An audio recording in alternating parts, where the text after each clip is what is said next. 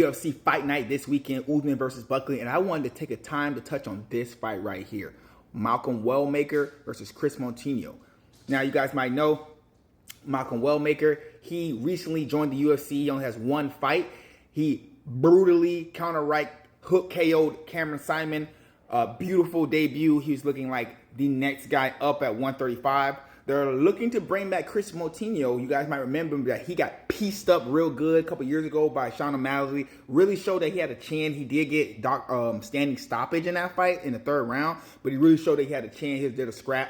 They're giving him another chance. He took a chance, Kris Moutinho, by going back onto the regional scene and really building his record back up. I'm not going to hype up his record too much from the regional scene because, to be honest, the guys he's fighting wasn't really that great of caliber, but he was able to get those wins back and get his second chance at the UFC. He is 0-2. He's looking to finally get his first dub in the UFC.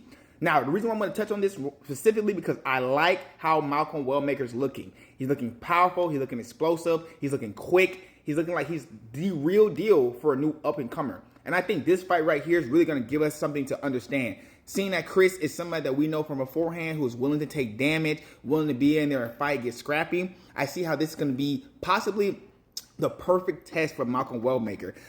More than a test that Cameron Simon may have been if this fight goes longer.